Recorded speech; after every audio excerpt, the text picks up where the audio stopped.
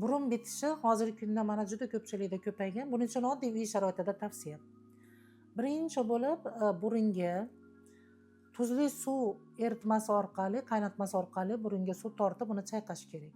3 marta qilasiz, kuniga 3 kun davomida kuniga 3 martadan. Mana shu orqali burun bitishidan batamom xalos bo'lish mumkin.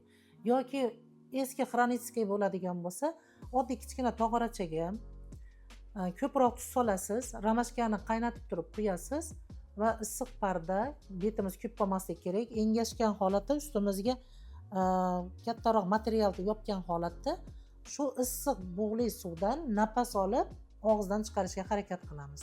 Buni daqiqasi 10 minutcha, kun davomida 3 marta takrorlash kerak.